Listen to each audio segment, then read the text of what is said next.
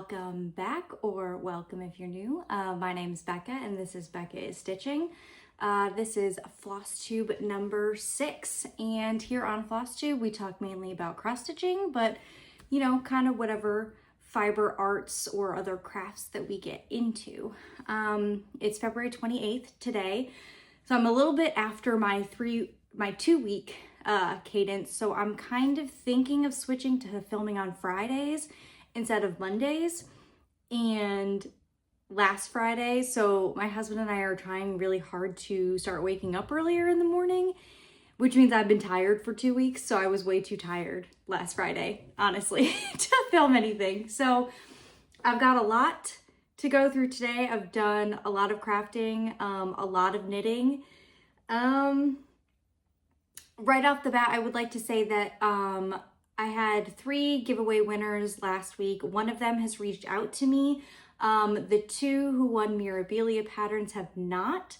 So I'll put those winners on the screen here, and please reach out to me. My email is down below before the next video. So March 13th, reach out to me. Otherwise, I'll pick new winners for the March 14th video. But yeah, so I guess let's just jump right into all of the cross-stitching goodness this week. So I had a very exciting start, finish, and fully finished object. So I mentioned that I wanted to start this. This was Shaded Stitchery. I think it's called Never Lose. And she had put this up on Martin Luther King Jr. Day. And here it is. So I made it into a little pillow. I stitched this 2/2 on 36 count Bramble, picture this plus. I did remove, and I put it up on the screen because I did remove the bottom, the Martin Luther King Jr., just because I wanted the shape to be less long for the pillow finish. And I mean, I know who said it. If somebody ever finds it in the rubbish bin at Goodwill someday, they'll be able to look it up.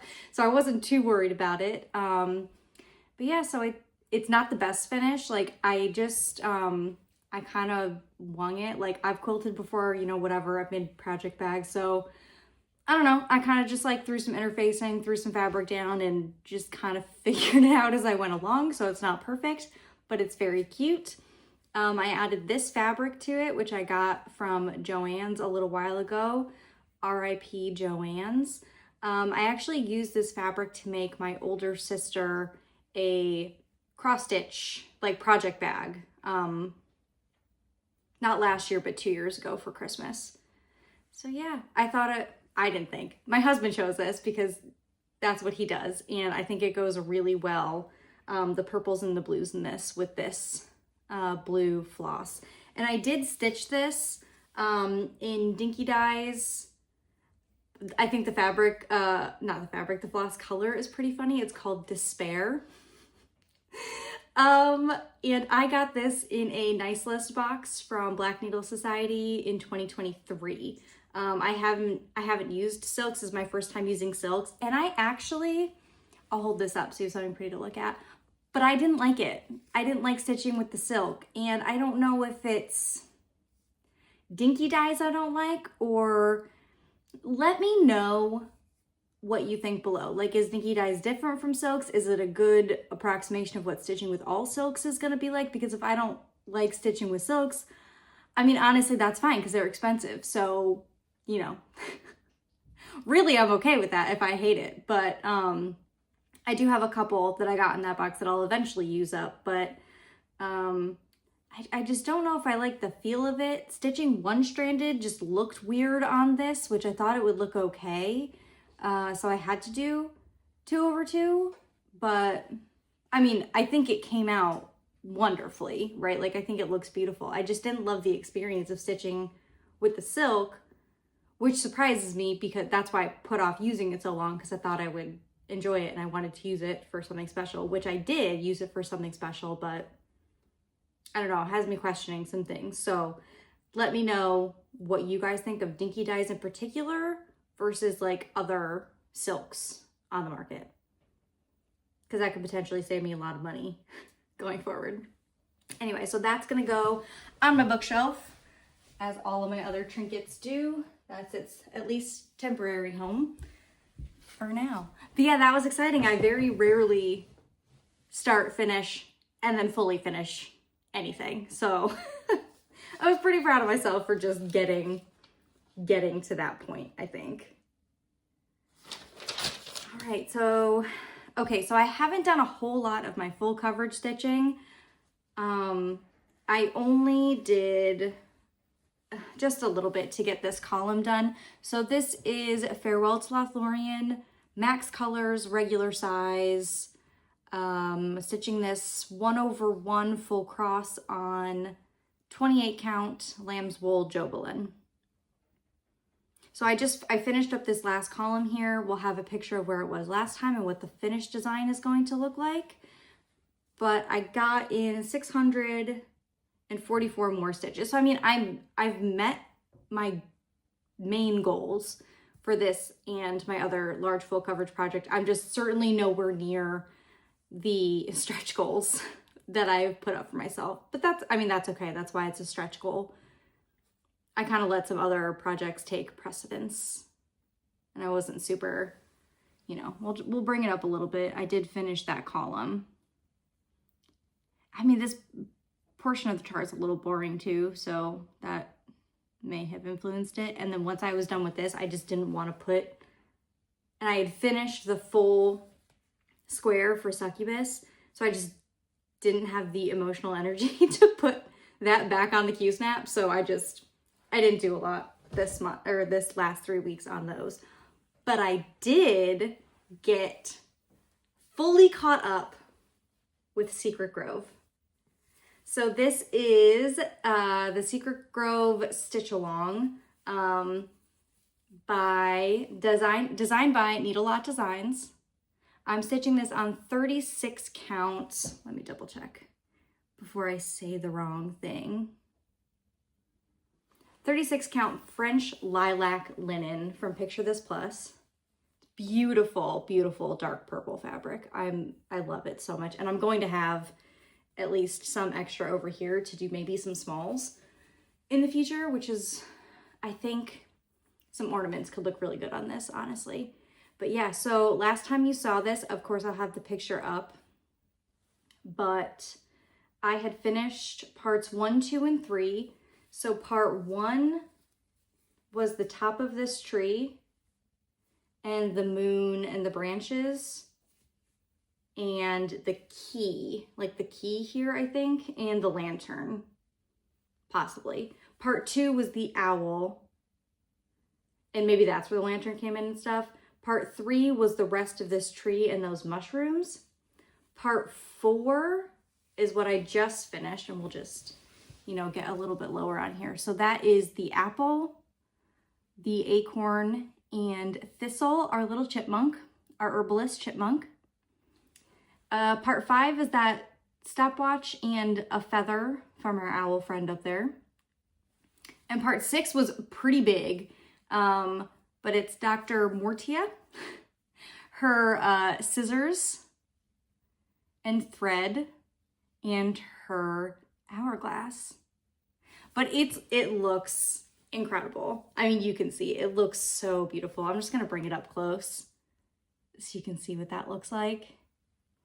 And I'm just gonna hope that it, because I can't really see that now, so I'm gonna hope that it focused, but it's beautiful. The next part comes out next Friday, so March 7th. So now that I'm fully caught up, it's gonna be much easier for me to just knock out those parts as they come up, which I'm really excited about. It was just the overwhelming, I'm so behind, I'm never gonna catch up, that was putting me off for so long. But yeah, so I did so many stitches on this. So I did 4,816 stitches since the last video, and now it's at 11,400 stitches. So it is not a small piece, and we have 4 more parts. So it's gonna go pretty close to the bottom there when it's all done. Yeah, that's that. I'm so excited. So excited I got caught up on that. It's so beautiful. Okay, so the next one that I worked on was a butterfly bouquet. So I did get that part that I was talking about last time. I wanted to get one more motif done. So I got this butterfly, this flower. So this butterfly, this flower, and I got this little butterfly in. I think I had already had this one in because that was the center top and that's where I started. So I just wanted to finish off that one. So this is Butterfly Bouquet by Sprouting Lupine, and it is Sprouting Lupine. So I know there's been a lot of discussion if it's Sprouting Lupin or Sprouting Lupine, and she did a video of herself, like introducing herself for, I think in collaboration with Just Cross Stitch magazine, and she said Sprouting Lupine. So I feel very confident saying Sprouting Lupine now. But yeah, and it's stitched on 36 count. It's a Live and Dye LA Fabric of the Month color from last year. I want to say probably February of last year. I only did their Fabric of the Month club for a few months before I realized that's way too much for me and I don't use fabric all that much, but it's a beautiful like dusty pinky color that I think was honestly just perfect for this. So I'm glad I had it in stash to start this. Obviously no back stitch has been done. That'll come a little bit later. But yeah, so I ended up doing 707 stitches on this. So it's at 23%. I had been focusing on this because I started it with Catherine's Stitching Chronicles and Clancy's X Stitch as part of their, butterfly bouquet sale, starting it on January 14th, a month before Valentine's Day. And, I got all this in 23% before by Valentine's Day in the month. And now it's not going to be a focus anymore. And it will just go back into pulling it out once in a while for temperature stitching. At least for the time being. But I love it. It's looking so good. All those pinks. I did not iron this time around. I just didn't have it in me. That's okay. It's mostly ironed. I ironed it to take a picture of it and put it on Instagram before I put it back in the bag to show it on this video. Yeah. Next up was, speaking of temperature stitching, so there were 2 Sundays since my last video, so I did 2 hours of temperature stitching. The first one that was called was Within a Dream, and this is a pattern by the Artsy Housewife. I'll put the usual picture up. She's actually just releasing this now for market, for needlework, Nashville Needlework Market, whatever. So you can pre-order this and get it there. It was only available to her Patreon last year. So I'm stitching this 1/1 on 46 count, and the color is something by Atomic Ranch. I know that.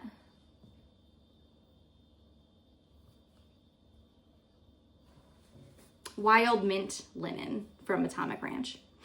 So bringing it up, I got in that 1 hour, I got in 293 stitches. So I think I got in this little motif here, and then I mainly just worked more on this border. So I'm gonna try to bring this border down to like the halfway point and then work in, the raven and the other motifs, like the branch up here. And then I'm, kind of like a Q-snap nurge move, and then I'll work on the bottom. This is over the halfway point here. So this border, I think for the first half is done. So I just want to bring this down, and then I'll get to work on the fun stuff in the middle. But this is still just temperature stitching, but I'm glad I was able to get it out at least for a little bit because it's so, so stunning. And I'm using some of the called for DMC, like versions of the called for. I'm not using any weeks, so I've swapped those out. So it's kind of just like a mishmash. I went to the store, held up the colors. If there wasn't any variegation, I just went with the DMC. If it was weeks, I switched it, with a lot of variegation, I switched it to something else. So, I think all the colors are coming out beautifully. And 46 count, it's just such teeny tiny stitching. But I love, this color is called Dragonfly, and then these leaves here is in another color called Moss, and it's the variegation of those is so stunning and so effective in this piece. Yeah. I'm enjoying temperature stitching, getting just like a little bit in other projects, so I'm not so hyper focused on some, and then the other projects just don't get any progress for months and months and months. My second temperature stitching was on Wisteria. So let's just see. So I got about an hour in this. This is a paper pattern. This is on another Live and Die LA Fabric of the Month fabric. It's like a light sky blue. Yeah, just an hour using all the kit called for. So it's Wisteria it's a Merejka kit. And, you know, I got a little bit more in. It's so hard to tell, especially with this, where I got it in, because I kind of went all over the place and just filled stuff in where it made sense. I really don't have a rhyme or reason when I'm doing a paper chart. I kind of just go wherever I think makes sense at the time. But it's coming along. I mean, you're starting to see some of that definition as I fill in more colors, and I'm excited to get more of that purple in so some of those flowers come through. I made a lot of progress on this next one. So this is The Reluctant Sovereign. This is part of Quaternion Creations book called The Emerging Queendoms. I will have a link down below to where you can get this. You can get this now. I participated in like her Kickstarter Indiegogo thing, so I got the book as part of that, but it is widely available now in PDF form and physical form.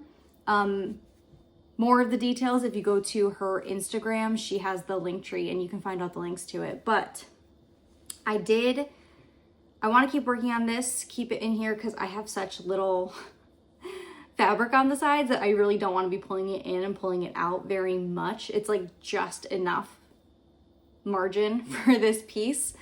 So I'm just keeping it in here. I'm going to keep working on it. Once I hit 25%, I switched this over to daily stitching. So I'm just putting in one strand a day. I'm a few days behind now, and I mean, you'll see why, but I got very distracted this week with something else. But it's currently at about 35%. So I put in 2,142 stitches out of 6,170. Let's see. Oh, I did 1,682 since my last one. So I had really kind of just started this one in my last video. And I'm stitching this in the called for 310 and 972 DMC. I think it's looking so good. I'm stitching this 2/2 on Graceful Gray 32 count witch olt. So it is nice and stiff. And this is just the remnants of my Templar Prophecy that I finished at the end of last year. So just some scrap fabric that I had that I thought worked really well.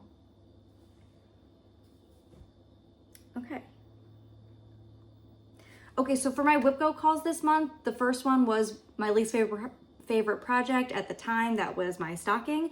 So I already worked on that. You can see that in my last video. And the second one was a kit project, and I chose my Luca S Face with Hydrangeas kit. So several of you, and thank you so much, let me know that if I emailed Luca S, I could get, like, you know, with proof of purchase and the kit, that I could get the, what's it called? The PDF of the chart, and it was Pattern Keeper compatible. So thank you so much to the 2 or 3 people that let me know that, because that's a lot easier. However, and I will say this, it was kind of a battle. So I sent them the email earlier in the month. Like, once I read those comments, I was like, oh, okay, I'll do this now. I'll wait to stitch on this until I get that, and I'll still hit my whip go goal by the end of the month. However, I emailed them, you know, proof of purchase. I put in the title header PDF version of chart G700, whatever it was. They emailed me back like 2 days later with the wrong chart. So I was like, okay, not a problem. Mistakes happen. I said, hey, I don't think this is the right chart. This is the one I'm looking for. This is, you know, the number of the chart. They sent me back the same email with the same wrong chart.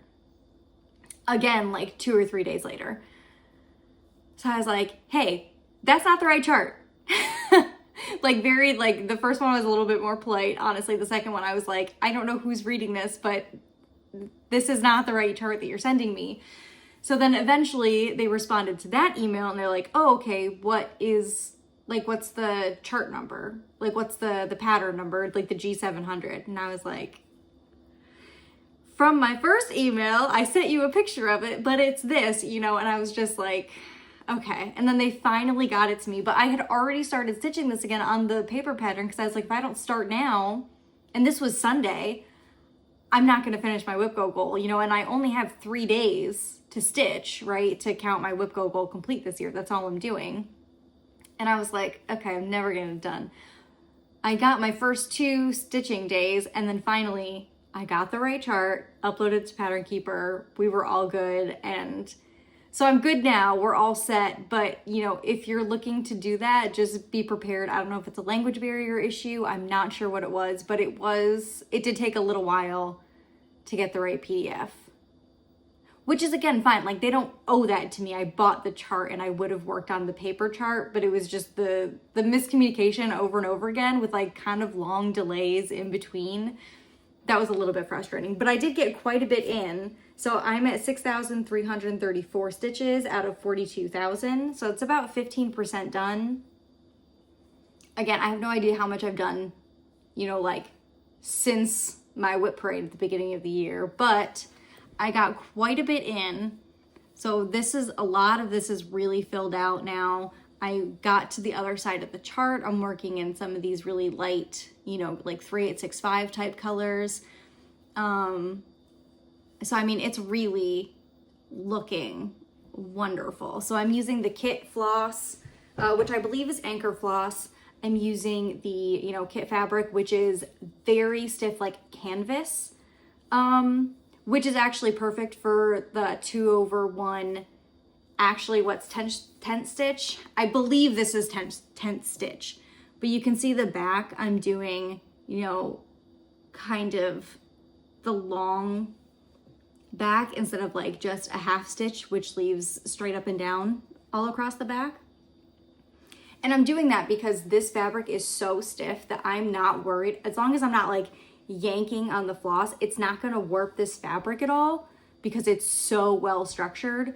But it makes the front, I believe, look better because of how the floss is pulling, whatever reason. But it's looking really good. And to get this into Pattern Keeper, actually, I looked up Luca S to DMC conversion charts, and I was able to match the Luca S number from the chart to the DMC, and I was able to put those numbers into Pattern Keeper with no issue. So that was really good. I was very excited that that chart just existed and I could get it to put that into Pattern Keeper. But I mean, for 3 days of progress, I think this is really good. If I just, you know, 10th stitch or half cross or whatever you're doing with the one leg, it takes very little time to do. But yeah, I mean, again, it's only 15% done. It's not a huge chart, but I mean, it basically fills up this entire, what is this? Whatever the size for Nerge is, 250 millimeters, whatever that is in inches. I don't know, something. Yeah, so that was my second whip go call. So that was everything that I worked on since my last video. Plans. So whip go numbers were called. So I'll pop up a picture of what my calls for the month are. The first one is to make a project bag. And that's my only thing that I put on there that wasn't like a project or stitching prompt related, just because I kind of need that push to make project bags. I have so much material to make them, and I really want to finish Harvest Mice. I'll put that up because it's upstairs right now. But I finished Harvest Mice. I really want to make that into a project bag. So So I think that's what I'm gonna do for my fully finish of the month. I'm trying to fully finish one project a month, so I don't just have that stack in a closet somewhere. The second call was to do a mill hill. So I have a mill hill that I haven't started yet that's like a flower. I'm not gonna pull out Ghost Town, I'm not really feeling it. So I might start the new one, or there's a new one that just came out actually that I'm kind of really excited about. So I might buy that. If I put a 1, 2, 3 stitch order in, I will purchase that one. If I don't, I'll just work on the one that I already have. Okay, so I ended up pausing it just so I could get Harvest Mice. That is what I want to make into a project bag, and I think it's gonna look so cute. And then, hello Diana, thank you for your presents. And then this is the Mill Hill kit I was talking about. So it's just called White Orchid. Yeah, so I might start this one, or if I decide I want to put in a 1, 2, 3 stitch order, then I will start one of the newer ones that came out. They came out with this spring. Okay, so temperature stitching. Based on my whip go goals, that's kind of how I changed my temperature stitching, but I'm not pulling off anything off of my temperature stitching list currently to put on like my main rotation. Oh, I'm out of breath. I just like ran upstairs. That was dumb. So I'm not pulling anything off that temperature stitching to put in my main stitching. So I'm just gonna leave my temperature stitching list as it is. And basically that means Face with Hydrangeas is no longer on that list. So that's not gonna get any progress on it, but I'm okay with that. I worked on it this month. That works for me. Secret Grove, obviously, when that part comes out, I'm going to want to finish that. So that should be done by the next video. Daily stitching, I want to get caught up on my Reluctant Sovereign Emerging Queendoms pattern.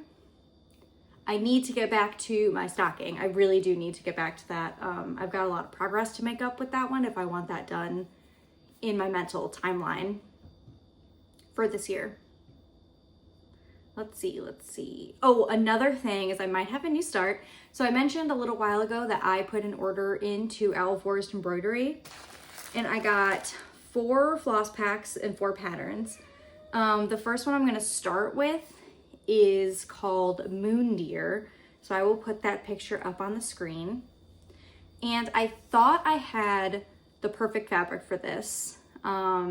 It's called Oatmeal by Live and Die LA, but it was slightly shorter than a normal like 28 inches of a fat quarter. So I did have to put in an order. I know, such a shame to get a new fabric. So I put in an order with Lindy Stitches. So I was able to order 46 count cream and sugar. I was gonna do 40 count, but this pattern is way bigger than you think it is.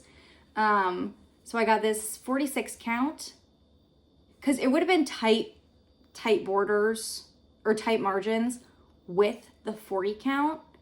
So with the 46 count, I should be fine. I shouldn't have an issue with too tight of margins. But these are the flosses. And then, like I said, I got a pattern to do one of the companions to this. That's the dragon one. I got one of their newer ones. That's the owl.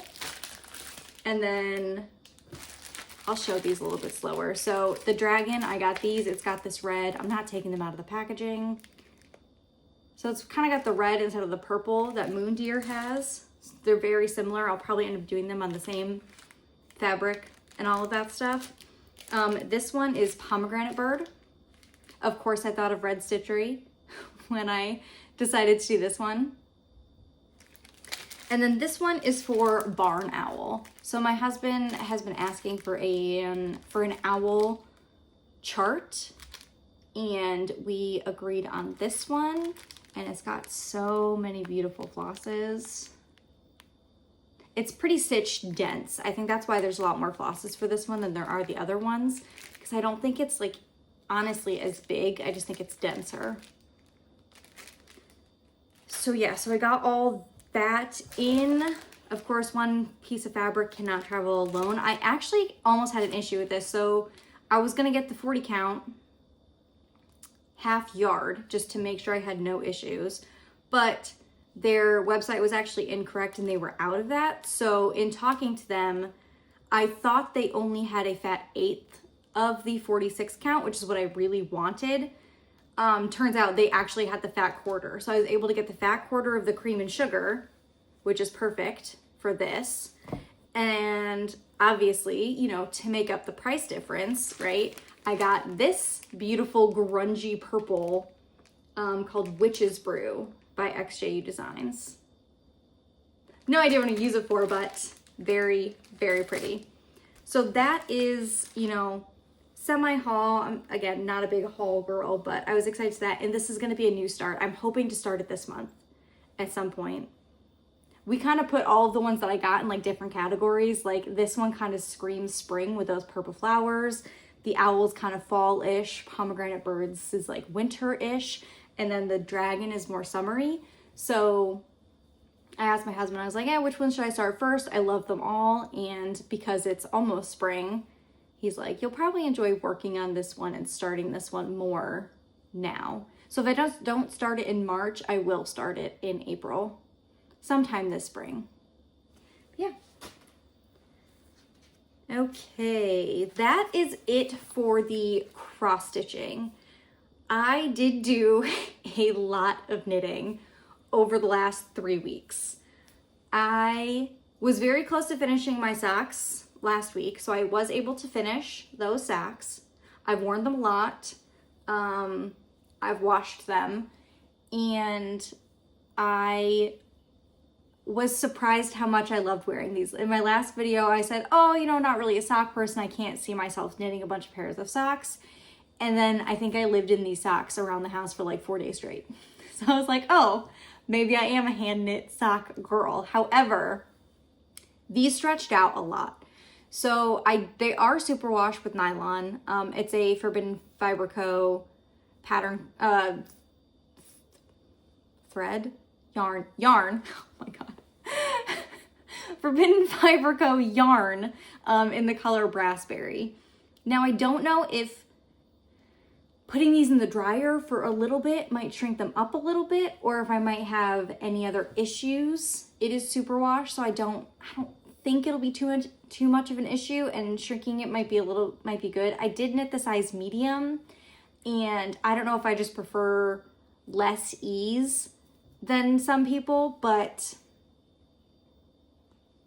they're just too big. They kind of swish around on my feet a little bit, and I don't love that. So if I knit another pair of socks, I will probably do a size small. And if that still has the same issue with like stretching and everything, I will probably add like a ribbing pattern to the top of it to hopefully like cinch it in a little bit more. Because like this is in that rib, and that cinches in on your legs to, you know, hold the sock in place. So that's probably what I'll do. Okay, so the other thing, the big finish, I finished my sweater. So this is the Melange sweater by Petite Knit, and I knit this for my husband.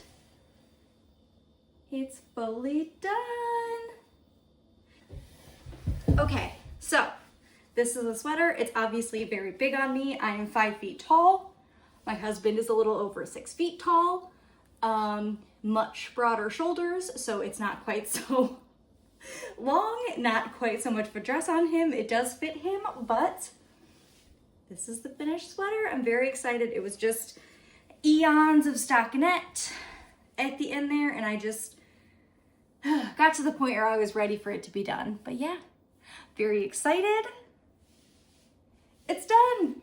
Yay. And this is done in tin Pure Gint, so it's their fingering weight in 2 different colors, held double, like a charcoal gray and a lighter gray, to get this patterning that honestly, now that I'm looking at it, kind of looks like TV static, but that's what he chose. So I'm not gonna question it, and it's done. Okay, now that I have my own clothes back on again, I did then, of course, cast on my next sweater, which is Storm Sweater by Petite Knit. I know it's annoying a little bit to me personally that I keep doing petite knit patterns, but they're so well tested and classic to me in my style that I, you know, can foresee myself knitting quite a few of these, at least at the beginning of my knitting journey. Again, this is only my 3rd sweater, and I've only been knitting for a little bit over a year now. So anyway, I started this, I'm knitting this in Drops Daisy, which is a 100% extra fine merino base in the color Marzipan, which is color 2. They were doing a sale, and I was trying to get some other yarn for a different project. And, you know, at that price, 30% off, I couldn't not. And the last yarn I got, I actually realized that I bought the wrong weight for the project I wanted to do. So that kind of went on the back burner. I have a new project and everything for that picked out, but I cast this on. I swatched it on Monday when I was waiting for my husband to try on the sweater before I bound it off. And then while that was blocking, I started my new project on Tuesday, and I've gone gangbusters. So this is a couple days work, honestly. Obsessive work. I need to put this down and give myself a break, but I've done 3 balls. You can see I've just reached the end of my third ball of yarn. The texture is wonderful. This is the front. I probably, since I finished this ball, I will go in and add the collar next, just so I can make sure like everything fits right, but I've put it on and I'm anticipating it's gonna stretch and grow like at least a little bit. I went with the size extra large. My bust measurements, the large would have been fine, but I wanted it oversized, if possible. So I'm hoping this will grow a little bit, honestly, in all directions, because I am imagining this is like a big oversized sweater. So that's the front. This is the back. I think those shoulder seams are just beautiful. And I think the front here, when you add in that collar, that's going to look really good with how that's set up and structured. So at this point, really what I have to do is obviously the neck, and then I basically do this pattern. So this pattern, this one, and this one, I do them all again. And that's the rest of the sweater. So I just double that, and that'll be the length of it. But I have joined in the round under the arms, so it is fully put over my headable. I'm so excited. It's so soft. This yarn was cheap. It's so soft. I'm expecting it to pill like crazy, and I don't care. This is gonna be such like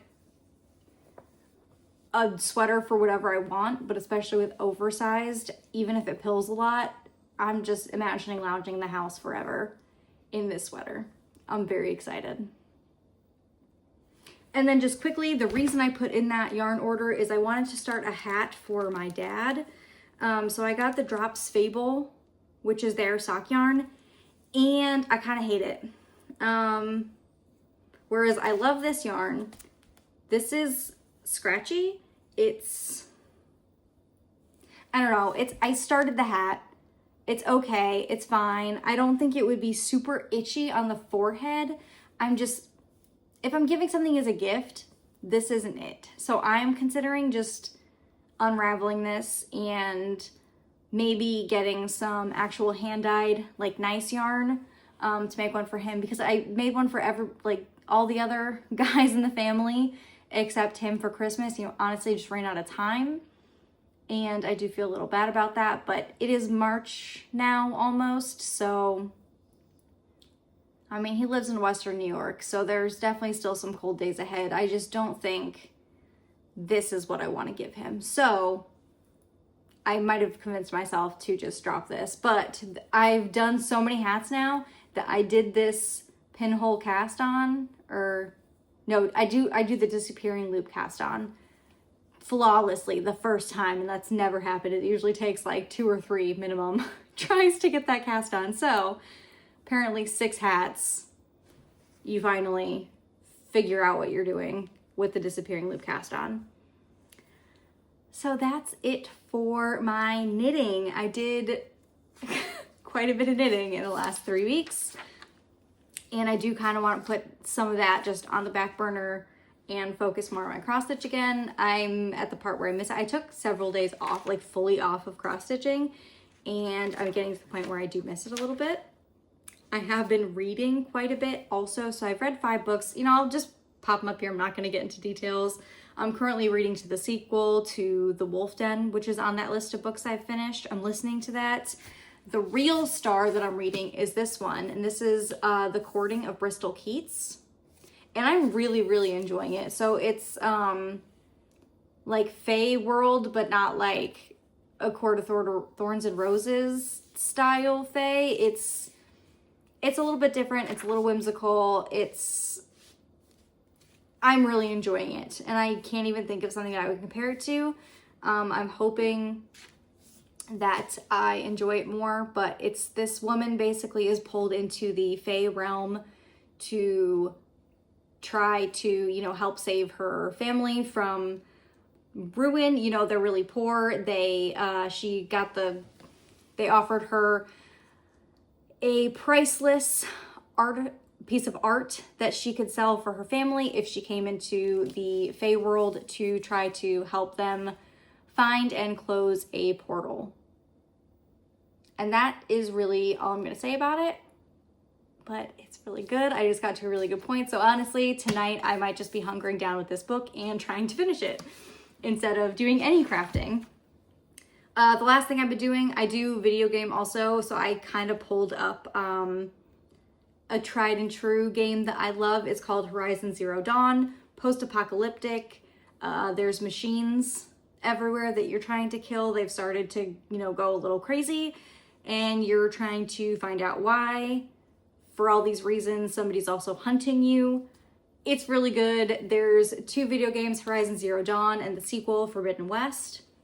Both wonderful if you enjoy that type of game. Highly recommend. I've played Horizon Zero Dawn probably 3 or 4 times. 3 times, like all the way through. I'm sure of it. Forbidden West I only played once all the way through when it came out. But yeah, that's what I've been doing. It's, you know, trying to fill the time, trying to just do what I can. It's getting a little bit warmer out, so taking some more walks outside, especially with the pup, who is currently outside because I didn't need her playing with her toys again, so I banished her to the outside world. And, you know, I mean, that's really it. Thank you for coming. If you've made it this far, leave any emoji below to let me know you're here. Anything, any comments, any questions you have, please leave them. Of course, I love answering and chatting with you guys, but have the best day that you're able to today. Do something for yourself, and I will see you next time. Bye.